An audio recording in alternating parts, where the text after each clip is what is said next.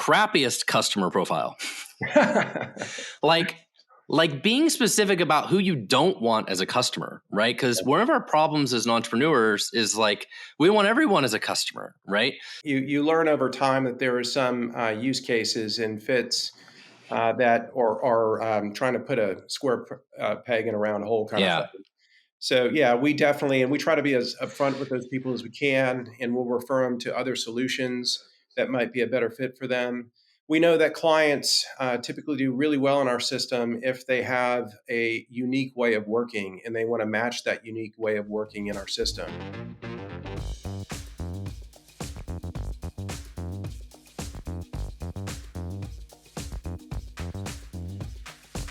And we're back for another episode of the Startup Hustle. This is your host, Matt Watson. Today, excited to be joined by the founder and CEO of Asset Panda, Rex Kurzius, who has started and done a bunch of different things in his career. We'll probably talk about a few of them today, but going to talk most today about creating a global SaaS company. I did that in my past as well. And it's, a lot of people who are starting a software company don't realize that there's an international market out there, but it creates its own set of problems, which I'm sure Rex and I will talk a lot about today.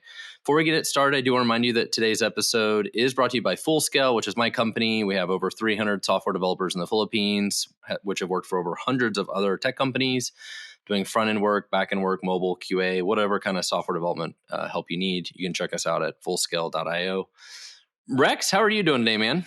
I'm great. Thank you. Thanks for having me, Matt. So would you describe yourself as a serial entrepreneur? I am. Yeah, I've built and sold multiple companies throughout my career. It's kind of a disease, isn't it? Like once you get it, like it doesn't go away. It doesn't go away. And it's a unique skill set that I don't know if I wish upon most people, but yeah, you know it just as well as I do. Once it gets in your blood and your DNA, it's hard to do anything else. Yeah, it's kind of a blessing and a curse. It's its own like superpower, but like you also can't shut it off. Like I'm always working, always thinking, always looking for problems, always trying to solve problems. Like it's its own superpower. But I feel like the worst is when you get like entrepreneurial ADHD, where it's like you can't focus on one one business opportunity. Do you ever have that problem? You're like, oh, I have this great business, but I want to go do this thing. Yeah, earlier in my career, I would get torn in lots of different directions, and I've learned the older that I've gotten to focus on problems, and I can have much bigger outcomes. So I try to stay as focused as I can. I say that, and I'm on the board of a few different companies, and I've got real estate company and some other things that I like to dabble with as well. But I try to keep being the main thing. So you're guilty is what you said. I understand. I have the same problem. Well, give us the short elevator pitch of Asset Panda and what you guys do. You mentioned that you've been doing this for 12 years. You've got customers in 60 different countries. Tell us a little more about the business. Yeah. So in another entrepreneurial venture that I had, we had a problem. We kept losing equipment. And we had a really onerous process of trying to audit and track it down and find it. So, going through the process of doing that for my other business, I thought, there's got to be a better way. So I started going under the covers of asset tracking. And I admit it's not the sexiest industry in the world. But the further I got into it, I realized that there were some fundamental issues in the way the market was trying to address asset tracking that I thought there could be a new solution that could address them. So I started the process of, I create mind maps and really kind of go through the concepts and the ideas of the markets that I'm going in. And then I used a couple of different tools to mock up how a mobile app could be used to solve some of the problems, and back and forth, trial and error over a period of time. And voila, out came Asset Panda, which essentially is a highly configurable platform that allows companies to track and manage anything that they own. So how did the idea change from the beginning? When you started, do you think you were being tracking like IT assets or something, and then ultimately it kind of pivoted, or did the idea stay the same?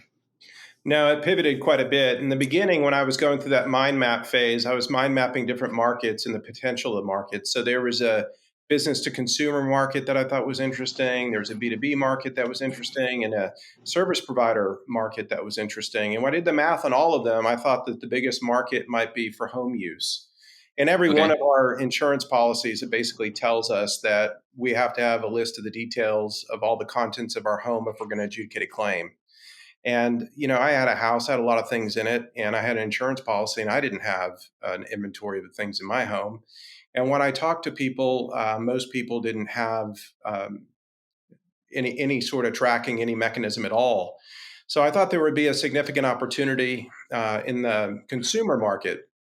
But once I got into the consumer market, I realized that the motivation for individuals to actually do it wasn't very significant. And the insurance companies really didn't have much of a motivation for their clients to do it either, because that just meant that there was more provable claims that would come Yeah. out of the client base. So after trying it for a while, I remember it was a mobile app only, focused on consumers. And, it was the first time I ever tried to market a mobile app on a global basis. And I learned a lot about that. When I released the app, I was really kind of giddy and thought, okay, here comes cha-ching on the cash register. We'll have a lot of people download this. I think at the time we were charging maybe $5 a month. And my claim to fame is I had a supermodel in London that downloaded it, would track all of her outfits and jewelry and shoes and things for different photo shoots in it. But I needed like a million more of those for the business to be successful. Yeah. So over time, our big break came when the state of Tennessee went from PCs and first responder vehicles to tablets. And we had a local sheriff's department in Tennessee download the application and change living room to squad car and so forth. And we realized pretty quickly that there was a motivation for the corporate world to use a SaaS application and a mobile app for asset tracking. So we pivoted the business and focus primarily on business to business transactions. That's almost all of what we do now. So when you say asset tracking, are you also giving them the ability to print like barcodes or QR codes and put on everything? Like, how do they actually use this? So they can use it just by the image, and the image can give them a latitude and longitude of exactly where the phone was when it took a picture of the asset. They can scan barcodes, QR codes. They can print those out of Asset Panda, or they can use the Okay. rental. Okay. Well, so you mentioned earlier, selling this worldwide. So, tell us, did you initially, was the goal to sell it worldwide, or was it just like, hey, we're going to sell it in the US and Canada, and like, then like three random people in England downloaded it? Like how did that go? Yeah, I mean, in the beginning, we were trying to find a market, and I wasn't too bothered about where the market might be. I assumed it was probably going to be English speaking countries to begin with, and that assumption proved correct. We had quite a few people in the United States, Canada, New Zealand, Australia, the UK download and start using the app. And then we started to notice that we had English speakers in other countries start to download and use the app. And then we started noticing that we had some English speakers that also spoke a second language or a third language, and they would incorporate those in with the application itself. So we realized the problem that we were solving wasn't really unique to any geography or country. It was just a human thing. If you're working and you have assets that you use to do your job and you need to track them, it doesn't matter if you're in Europe or China or India or the United States. We all have the same problem, basically. But making your software support all those countries has its own giant list of issues, right? Like, Oh, so at absolutely. what point in time did you go down the path of like building localization into the software so it had like different languages and different formats of numbers and different formats of dates, and like people don't realize that even numbers are formatted differently around the world. Like it's India or somewhere where they swap like the periods and the commas are different, or they have, it's not three decimal points per comma or something. Like there's some weird things around the world that most people don't realize.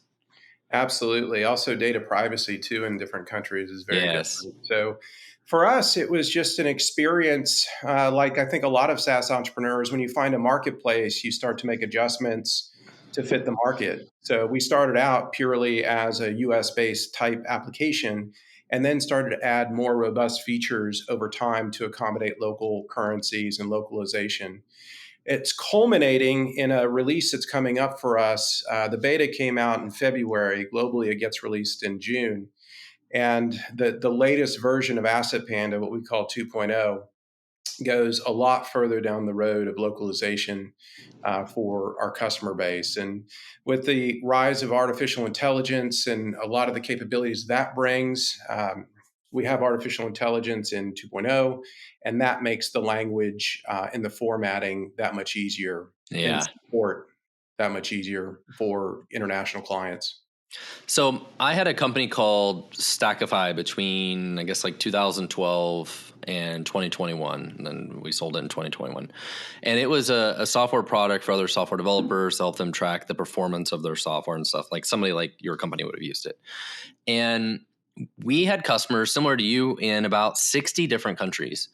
And luckily for us, most software developers around the world speak English, right? So supporting the other languages was not as big of a priority for us, but it would have been better if we did. But like yourself, we had much more success in the countries that had higher English fluency. Like we had quite a few customers in Europe, but there was always, I'm pretty sure if I remember this right, there was one specific country that always stuck out that we could never sell into, and it was France. It's like, for whatever reason, people in France just don't speak English or something. Like had like the lowest English fluency in all of Western Europe or something. I don't know.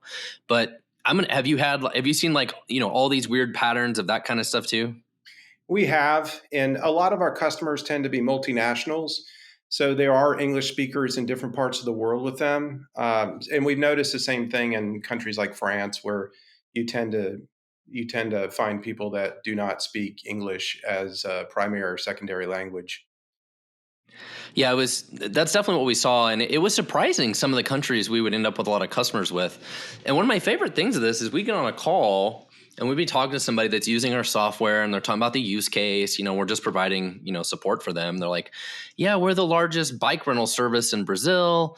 When people go to swipe their credit card, it's not working. So we downloaded your software to help troubleshoot what was going on. And it's like, that's pretty cool. It's like some giant bike rental service in Brazil. Like, and we had like the largest real estate website in South Africa. And it was just fascinating to me, like all the different customers we have and all the weird, crazy things that they did. But I'm going to guess your customers do some even weirder things tracking assets.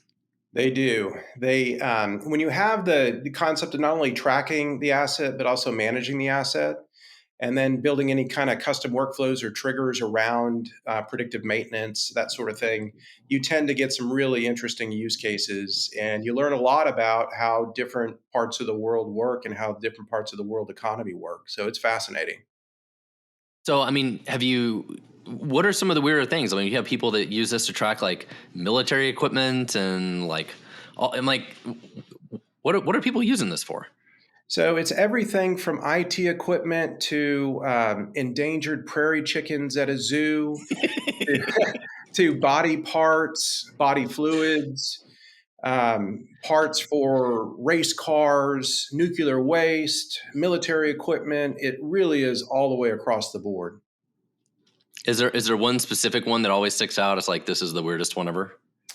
The weirdest one ever, God, there's a bunch of them that I'd say kind of jump to the top. One that's kind of a cool use case is it's a nonprofit in the UK that uses Asset Panda to track drone submarine vehicles that test the health of the ocean, essentially.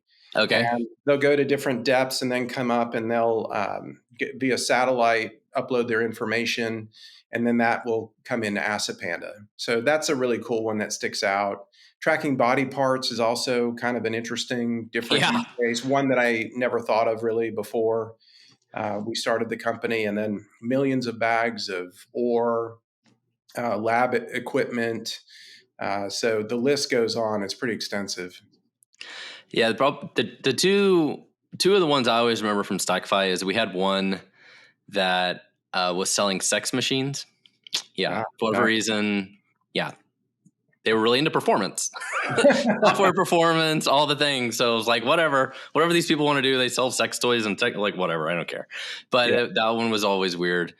There was definitely some odd ones, but it's like, whatever, you just never know. Like, especially when you're selling SaaS, you don't know the customer. They go to your website, they sign up for a free trial. and they use it. You just don't know. You just have no idea what they're going to do. And especially internationally, you just have no idea what people are going to do. So, but that's part of the fun of it. That's part of my point. Like I always enjoyed getting on the conversation calls with Absolutely. people and learning about their weird use cases. Oh yeah, movie studios tracking parts and props for movies is always one that I kind of geek out about. Yeah. I think it's pretty Yeah. cool. So language is an issue and you talk about localization. That's one of the problems with selling internationally.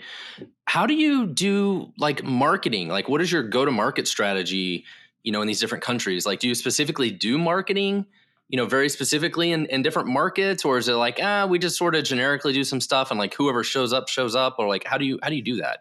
We started out with the generic approach to see who would kind of show up.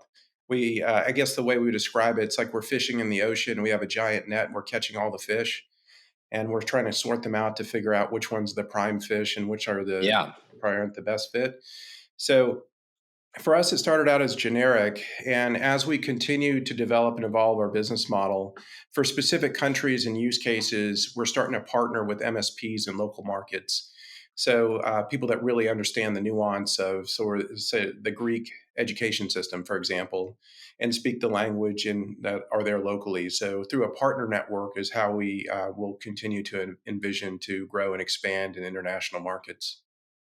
So does that include, I mean, if you're working with the partners, that definitely helps a lot. But one of the challenges for marketing like this would be the different languages, right? Like if you want to do content on your website, like having your entire website in different languages, creating, ads, like marketing materials, all that kind of stuff. Have you had to deal with that part of it too? No, for the most part, we keep everything in English, and then our partners may use a translator if they want. We have some that take our exact website and they'll convert it into their local language, and that'll be the portal that they use. We are in the process of becoming much more global in terms of how we operate and market. We're still in that area where we're kind of catching all the fish and sorting through them. Yeah. As our second version of our platform comes up, we'll be much more intentional about targeting very specific international markets. Yeah. So at my company, Stackify, our marketing was primarily organic search. So we would write blog posts and, it was really hard to market to software developers, but they'd go to Google and search for things. And if Sure. people have a problem, they go to Google. And that's how we had such an international customer base is our website got up to 10 million website visitors a year through organic search. And it was in literally every country in the world would visit our website every year. Yep. And it just got customers from everywhere. Like you said, he's just like sorting the fish. And every once in a while, you'd also catch a giant whale. Right. Right. And, but that's part of what made it fun and made it unique. But if you're being really targeted with the marketing, that's where it gets really hard. Right. Because Right. one of the problems we had, and I wonder if you had this problem too, is like, who is your ideal customer? Yeah. Right. So for us, it was like, well, every software development company in the world is our customer. They could all use our tool. Well, if everybody is your customer, then it's like nobody is your customer, right? Because Right. like you have nobody specific to target. So when you guys think about doing marketing, are you focused on like very specific industries, or is it like really just casting a wide net? So we find that the marketing can be highly effective if you focus on industry use cases, the persona of the person that's actually buying or using your application. And we too leverage content marketing pretty significantly. We crank out quite a few pieces of information that get consumed around the world, just as you were describing. Yeah, it works really good, and we do that at full scale too. We've published hundreds and hundreds of blog posts, and that drives a lot of business for us. To remind everybody, if you need help with software development, you can check us out at fullscale.io. And our team is all in the Philippines. And before we started recording, you mentioned that you have employees in a few different countries because you have customers in a few different countries. And one of the reasons that I originally hired developers in the Philippines back in 2018 was for this exact reason. For Stackify, I had customers all over the world. I needed to do support 24/7, and that Yeah. was one of the reasons I picked the Philippines because they were 14 time zones different, and that gave me a big advantage from a support perspective and development perspective. So I'd love to hear your feedback and how this has went for you being kind of a global employee base too for the same reasons. Yeah, it definitely, our motivations were very similar to yours. We had customers all over the world, and we wanted to be able to support them during their business hours. That was the first kind of move to having support both domestically and internationally. And we have people in Europe, we have people in India, we have people in the Philippines, and we have a lot of people in the United States. So we try to follow a 24/7 development environment. And so we're constantly innovating. And the other piece of it is I think you can learn a lot from different markets. Yeah. And we've had plenty of customers that have come in from international markets that have taught us something that essentially benefited the entire customer base. So we think that diversity of thought is an important thing as well. Yeah, I remember there was a time, so our office in the Philippines is in Cebu City, and there was at some point in time we had a customer at Stackify that was also in the Philippines, like in the same office park, and it's like you guys got to go find them. Like that's our customer. Like that's so cool. Like what are the odds we have a customer in the same office park, 8,000 miles away from here? So, um, support is definitely an issue, right? Like 24/7 support. That's a huge issue for us. At if your company's all in the U.S., you're like, oh well, I have a random customer in Singapore or Israel, or a lot of these other markets, like Australia, especially. Like we have this problem now with Full Scale. If our sales team is here in Kansas City, like setting up a phone call with somebody in Australia is like worst case scenario, right? It's like, okay, I got to do it at 8 in the morning, and that's like 7 p.m. there, or I got to do it at 8 p.m. Kansas City time, and that's like 7 a.m. there, or whatever. Like it just doesn't work. And so if you're thinking about building a global company, at some point in time, you just have to have employees in other places to do basic sales calls and support calls. And so for us in the early days, that was super painful trying to handle like, oh, we have these like 3 random clients in Australia or whatever, but it was very difficult to support them. Now at Full Scale, of course, we have 300 employees in the Philippines, so it's easy for us to support Australia almost better than anywhere else. But it creates a lot of problems and friction early on. Did you have any specific friction of that, like when you first started? Like, oh, I have all these people that want my help, but we just don't even have anybody to help them. Yeah, we had a similar experience, and it's one of the driving forces behind having these different support and development environments around the world. Same issue. You can handle some of the aggressive time zones for a period of time, but it doesn't lead to Yeah. great work-life balance for your employees either. So having people around the world definitely really helps. So, what other kind of challenges did you have specifically to kind of operating at a global scale? Like, did you have any issues, like, for example, with payments, like how people pay you? Yeah, the payment thing wasn't that much of an issue because we used a global credit card processing company from the very beginning. Some of the issues were like latency of our system and making sure they were cached in local servers in markets around the world. So that was an issue. Just the support and the time zones were issues, the language barriers. And I think about the world in my client base as FMPs and PCPs. So fundamental marketplace problems and perfect client profiles, as you were alluding to kind of earlier. And when you have an industry agnostic platform that is global, what you end up happening is you have a series of really good fits that are clients that have fundamental marketplace problems, and it could be by persona or by industry. And then once you identify one and you're able to satisfy that requirement, then that changes how you market to that particular industry.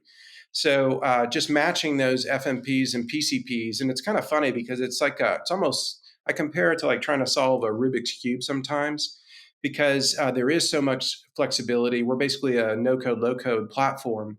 So there's a lot Yeah. of capability in the system. And then if you have someone that has some gumption to them and they want to learn, it's amazing the different types of business problems our clients have been able to solve with our system.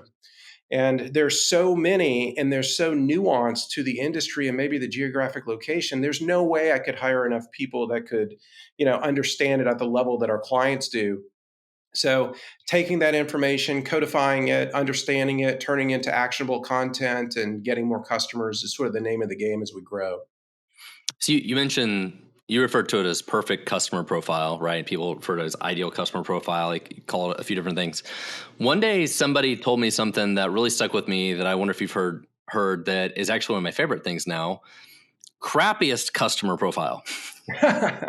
like being specific about who you don't want as a customer, right? Because one of our problems as entrepreneurs is like we want everyone as a customer, right? But one of the things we have to force ourselves to do is figuring out like who do we not want as a customer? Like we have to avoid these people, right? Like do you have any of those? We definitely do. You learn over time that there are some use cases and fits that are trying to put a square peg in a round hole kind of Yeah. thing. So yeah, we definitely, and we try to be as upfront with those people as we can, and we'll refer them to other solutions that might be a better fit for them. We know that clients typically do really well in our system if they have a unique way of working and they want to match that unique way of working in our system. If they don't care and they just want to, use something that's off the shelf, that's quick and easy, then it tends to be a little bit different fit. Our system it's easy to use, but there's a lot of capability for configuration. We find the people that get the most value out of the system are the ones that use the configuration. So I'm going to bring up a topic that I think you're probably going to think is a 4-letter word. And maybe you already know where I'm going with this. GDPR. Oh yeah, That's like a dirty 4-letter word. You remember that year of your life that you'll never get back? I do. I do. So that was one of the fun times for us at StackFi. Is like GDPR is coming out in Europe, all this data privacy stuff, and we have to be all compliant, and we have to go to all of our vendors and get all this report and do all this stuff for GDPR. It almost seems like nobody even cares about it anymore. But if you're doing business internationally, like there's all sorts of this crap all over the world, right? Yeah, there is. And you got to stay on top of these changes. I do remember when GDPR first came out and everybody was like, what does that mean? And how does it affect our business? We've got some pretty good partners that are third parties that do audits for us and help make sure that we're compliant with things like GDPR. So it hasn't become a significant issue. As a matter of fact, it's more of an afterthought now because everything is in place. And, Yeah. I respect the reasons why those types of standards are in place. But yeah, I mean, when they first come out, it can be a pretty scary, set of circumstances. Try to figure out what it is and make sure you're compliant. I mean, the good news is most of the best practices are kind of relatively the same. So it's, be it the state of California's weird rules or GDPR or Australia or Germany or whoever it is, they're all relatively kind of similar. Yeah, But have you guys also had to deal with like where your data center is and hosting their data, in their country? Have you guys had to deal with that part of it? we have most of our data hosting is still in the United States. So if there is a client, sometimes they'll come in and say it has to be hosted in Scotland or wherever, and that's a good example of a client that's probably not the greatest fit for us. And the second version of our application will have a lot more freedom, and we'll be hosting data in other countries, but we haven't done that to date.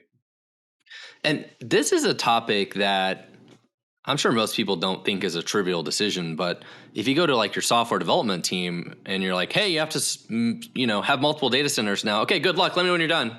Yeah, Next sprint, right? Like it yeah, is not a trivial decision. Like it is this right. monster giant technology change to support multiple countries. And now you're like, well, do we have multiple billing systems now? Or do I have one billing system, but I have like data hosted multiple places? And then what happens if I need to move the data that's in the US to now the data center in Germany? Like there's like this infinite Pandora's box that you open Yeah, once you try and support multiple data centers. So we never did that. we've noticed that. So we partner with AWS for most of our hosting. And what's fascinating about this industry is the problems that you just described that you had are the same problems I have and the same problem that probably every other Yeah. SaaS company has. So these big cloud providers are working on solutions that help us just like they'd help you. So we've noticed quite a few advancements with AWS that make that kind of thing easier. Still not easy, but easier than it was before. It's definitely a very common problem, and every one of these countries are getting stricter and stricter about data privacy stuff. And Obviously, in the U.S. right now, the whole big debate around TikTok and the data there potentially going into China and all of that, and Mhm. we're still seeing more and more of that, but it adds so much complexity to somebody who's listening right now. They're like, oh, I'd love to build a SaaS product and sell it internationally to 180 countries. It's like, man, there's like landmines everywhere potentially if you want to be compliant in all 180 countries. Oh, absolutely. Yeah, it's a daunting task. The way that we looked at it is we took the top 27 markets globally, and we started to just check off the list with the biggest marketplaces and just kind of go down the list of making sure we're compliant in each one of those. If it's outside of that, then our response will be this is what we do. We're SOC 2 compliant, for example, and we follow GDPR and data privacy standards. But if it's very specific to a small country somewhere, we'll just say this is our standard. And if you like it, that's what we'll go with. So we have this relatively easy compared to, say, somebody like Uber. Can you imagine Oh, the no. legal nightmares of somebody like Uber in all these different countries? It's fascinating. All right, a quick Uber story for you. When Uber first came out, I was on a trip to South Africa with my son, and we wanted to see where Nelson Mandela had lived for a period of time in Sweatatown. So we were dropped off by our hotel. I had used Uber maybe 3 or 4 times in the United States. It was still kind of a new thing. And there was no way to get a hold of someone to pick us up. So my son looked at me and said, Dad, why don't you try the Uber app? And it was crazy to watch the pin move Dallas, Texas, all the way to Johannesburg. And we had a rider in like 8 minutes. And I thought, okay, when Uber comes out, I'm buying their stock. You know, so I've been to the Philippines a lot of times, full scale. We have a lot of employees there. I go there a lot. There is no Uber in the Philippines. There's something called Grab and there's something called Ankas. And one of the funny challenges I had with, I believe it was Ankas, is I couldn't download the Ankas app because your phone had to be in the Philippines like country like mode to even download the app. Like the app was restricted that you can only download it if, the phone was registered in the Philippines. So like as a tourist or whatever coming into the Philippines, like I couldn't even download the app. Yeah, that's interesting. Like that was like its own crazy problem for me. The Let me ask you this. You mentioned you had employees in several different countries. Have you dealt with like labor law and all that kind of stuff, like setting up subsidiaries in different countries and having employees in different countries or dealing with Yeah, that part of it? we, yes, we've definitely gone down the road of dealing with labor issues and that sort of thing. And it's not easy. There's so many nuances just between the United States and Canada, for example. It's like two different, radically different worlds. So when we employ people in different countries, we tend to use a third party service through the employment now and try to Yeah. outsource that as much as possible. Yeah, so these companies like Deal, and there's like 100 of them now that are like Yeah. employment of record companies Right. that make it so much easier to hire like one random employee in one random country. But I think even on some of those, like even if they make it easy to say, let's say hire somebody in the Philippines, you still end up having to follow the laws. Or like, well, you can't just fire this person. Like you still have to follow the local labor laws, even though you hired them like through this thing. So have you have you had to deal with some weird labor laws? Oh yeah. Yeah, from time to time something that like that will come up and then we learn a lot about the local labor laws. Thankfully, we've been established in the countries that we're in long enough where we've gotten across those hurdles, but we've definitely Yeah. felt that pain point for sure. So what is the weirdest labor law you've run into? The weirdest one, um, okay, so you hire an employee, they start working for you for a period of time, and then they just disappear. And you can't just simply part ways with them. In some circumstances, there were 5, 6 month periods where we had to continue to essentially pay the employee even though we weren't in contact with them. So we've had that sort of issue before, and then just localized insurance issues and that sort of thing. I had breakfast with a guy this morning that had employees in the Philippines that they're the labor board. It's called Dole. And he fired some people for the exact same reason you just described. They like no called, no showed a whole bunch of times. And so he fired them and they sued him with a labor case and he lost. He lost the labor case. And it's like the people just didn't show up to work. And somehow I lost the labor case. Been Like, there. how is that possible? I don't get it, but I respect the local labor laws of these different countries, and I think there's a reason for it, even though I may not understand the reason. So we do everything we can to make sure we're Yeah, compliant. We do everything by the book. it's definitely very different from one country to another. From like in India, when somebody quits a job, they usually give like 2 months notice. It's like so fascinating when you start dealing with international labor. Yeah, absolutely. So what other kind of interesting things have you run into having an international business? I think so. Managing the expectation of the customer in their local market, the nuance of each local market, just like we talk about specific labor laws, we notice that different organizations, although they might be virtually identical in a lot of ways, operate very differently based upon, sorry about that, based on the local requirements. So in the United States, for example, schools have different grant funding and things that they have to adhere to that are very different than in the Netherlands or France or Germany and other areas. So, just trying to understand their mode of operation and what's important to them is a challenge internationally. And once you understand it, or you have a partner that understands it, things tend to be quite a bit smoother. But we've noticed that one size doesn't fit all for the labor portion of it, and also for just the operating metrics. So tell us a little more about your partnership program, because it sounds like that's really critical to your company growth, and you've got partners all around the world. So Right. what is it like working with these partners all around the world? It's a lot of fun, and it's very helpful for us as a business. We call it our MSP program. And essentially, partners in different parts of the world will sign up to sell into a market. And more often than not, the MSP will have a very specific mandate. Let's say they focus on government institutions, or they focus on mining, or they focus on schools. So we find that we can get quite a bit more penetration in markets if we work with a local provider. And for us, there's two different ways to get customers. It's either, catching everyone in that big net that we were talking about earlier and sorting through them, or we can work with an MSP partner and really support them and become a critical part of their business. So, working with MSPs allows us to have local support, local implementation, local renewal. So it relieves our company of quite a bit of the burden of supporting the customer while giving the customer a much better experience.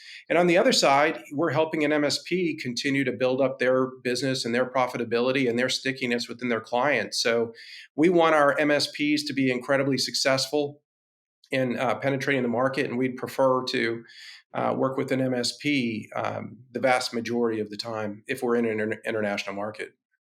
Yeah, because it also makes your clients more successful, right? Like instead of your clients trying to figure it all out, now they have a local partner that can really help them get the most value out of your system. Absolutely. So it creates a nice win-win, and those are the partnerships that work the best. Like it's really hard when it's like if your partner is like, I don't really get much out of doing this thing, so like why do I do this? Yeah. Where if it's like, hey, our whole business is based on using Asset Panda, and then we provide a bunch of value added services above what it does, and so it's a win-win. Absolutely. That's the way we look at it. We want to be the backbone of their business and help them be successful entrepreneurs. And we find it's a pretty good marriage. Well, I really appreciate having you on the show today. This has been awesome talking about having a global SaaS company and some of the issues you have to think through. Sounds like we both have been through it. We both have a few battle scars probably from all of it. But overall, I would say it's was a lot of fun. It was really cool, and my favorite thing was always talking to all the international customers and all the weird different things that they did. Don't you think? Yeah, I see it the same way. The world's a fascinating place. It's a big place, a lot of interesting people in it. And it makes life more interesting in the business to, touch these different markets and remember that we're all humans. We're all on this planet. We come from different countries, and that's okay. But we're all just people. So does that mean you get to write off any kind of international business trip? Like you could infinite international business expenses now, right? We do have clients all over the place, and we do a lot of we do a fair amount of in-person touch with those. Yeah, So we do end up spending some time on the road, and that makes it hard with the family. You know, long yeah. plane rides and all that. But we like having a presence with our customers in different countries. That's a fun perk of it. So, all right. Well, once again, this is Rex Kurzius, founder and CEO of Asset Panda. You can check him out at assetpanda.com. Rex, thank you so much for doing this today. Absolutely. Thanks for having me, Matt. Thank you.